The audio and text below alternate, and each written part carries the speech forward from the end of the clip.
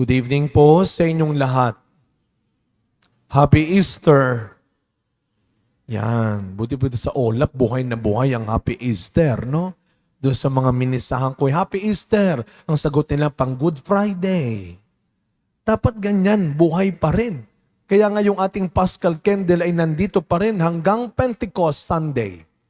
Ito'y paalala sa atin na mas mahaba ang liwanag kaysa dilim. Mas mahaba ang Easter season kaysa sa Lenten season. Mas marami ang araw ng Easter kaysa Holy Week. Kaya lang nung minsan sinesermon ko yan, hindi ko nasasabihin ko saan simbahan. Sabi ko, kaya nga po, ang sindi ng Paschal Candle ay nakasindi pa rin. Pagtingin ko, walang sindi. Yung Paschal Candle, kaya nakatawa yung mga tao. Kaya si Kuya Roldan, hindi niya pwedeng hindi sisindihan yan. Napakahalaga ho ng liwanag na ito. Ito'y paalala sa atin na sa bawat sandali ng buhay natin, sa diliman o liwanag, baka akala natin kasi yung ilaw ay baka sabihin nyo, ba't inilawan pa ang liwanag na? Alam nyo, ganun ang liwanag ni Kristo. In daylight or night, the light of Jesus will always be alive. Kasi hindi lang naman sa mga sandali ng buhay natin na tayo ay may problema, may sakit, na tayo ay nasa kadiliman, nagliliwanag lamang si Kristo. Hindi. Even in good times. Bakit? Bakit kailangan na maging sa mga oras na malusog naman tayo, maginhawa naman tayo, okay naman tayo, ay nandun pa rin ang liwanag ni Kristo sapagkat pwede tayong makalimot. Pwede tayong magkamali. Na baka ang liwanag na binibigay ng mundo ay siya nang magpasakop sa atin, ay siya nang maghari sa atin. Baka nakakalimutan natin, ika nga, masyado ka nang nasisilaw sa liwanag ng mundo at nakakalimutan mo na ang liwanag ni Kristo. Kaya tandaan niyo ho yan. Hindi malaki kahit siguro ang bayarin sa kuryente mataas ngayon. Ang maiiwan na lang na nakasindi ang liwanag ni Kristo. Kaya napakaganda ng unang pagbasa natin. Ano ang sinapit ng mga alagad? Pagkatapos na si Kristo ay muling nabuhay, anong ginawa ng mga alagad? Ipinagpatuloy nila ang misyon ni Kristo. Nangaral sila, nagpagaling sa may sakit, pinakain ng nagugutom. Anong sinapit nila? Pang-uusig sa kanila. Ang ending, ikinulong sila. May ginagawa bang mali? Wala. Naalala ko, di ba dyan sa bakanting lote natin kay Kuya Roldan, may puno ng kayumito. Sabi ko, Kuya, bigyan mo naman ako niyan.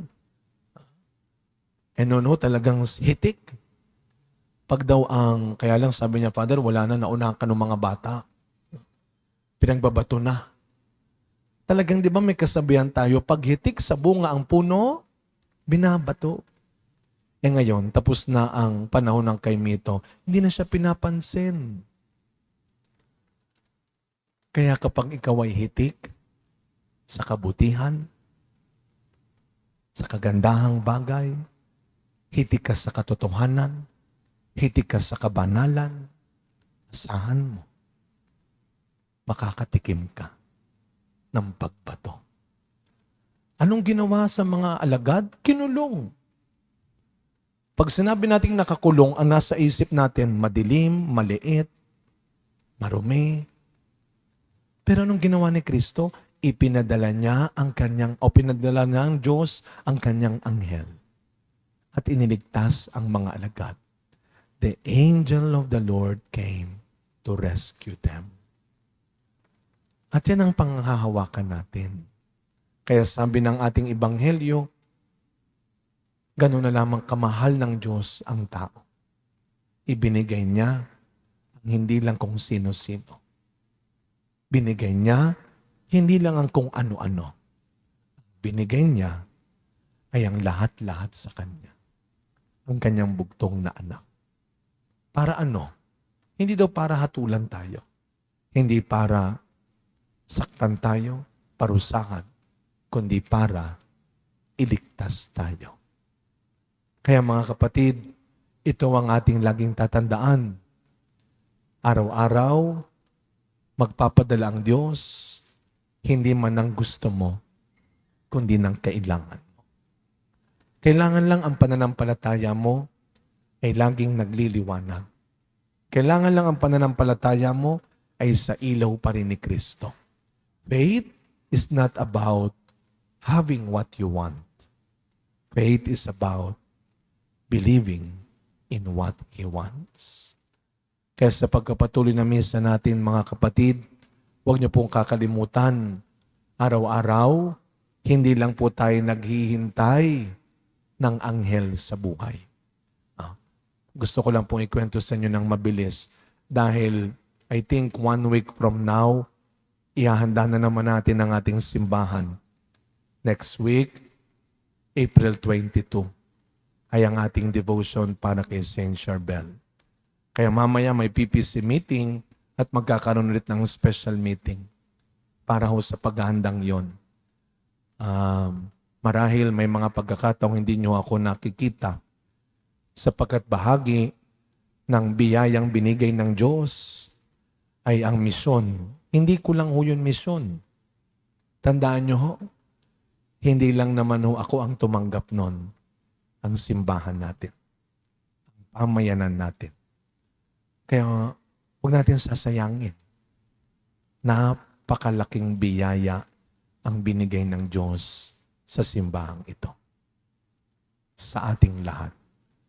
Nung March 1, hindi ho makakalimutan ng Archdiocese of Manila yan, lalo na ng mga deboto ni Saint Charbel. Kung naalala ho ninyo yung March 1, ay talaga, hindi natin inaasahang ganun karami ang pupuno, hindi lang ng loob, maging labas ng simbahan. May isa po doong kwento ng isang lalaki na pumunta ho dito nung March 1, nagsimba, nakipagsigsikan, pero hindi na niya kinayang maghintay. 8 hours akong nakatayo dito niya sa gitna, kasamang ilang volunteers. O less than 8 hours man, pero hanggang loob nakatayo. May isa po doon, hindi na niya kinaya. Hindi siya nakakuha ng oil, hindi nakakuha ng stampita, hindi nakahawak sa relic. Pero pumunta siya para lang sa kanyang kaibigan na may sakit. So dinasal na lang niya. Umuwi na lang siya dahil hindi na niya kaya. Alam niyo, pag uwi niya, natanggap niya yung balita na yung kanyang kaibigan sa ospital ay lalabas na. Ay magaling na. Kaya araw-araw, ihahanda natin ang sarili natin. Hindi lang sa mga anghel na darating sa buhay natin. Dahil pwedeng ikaw ang anghel na ipadadala ng Diyos sa buhay ng ibang tao. Every day, God can always send His angel like you to rescue His people.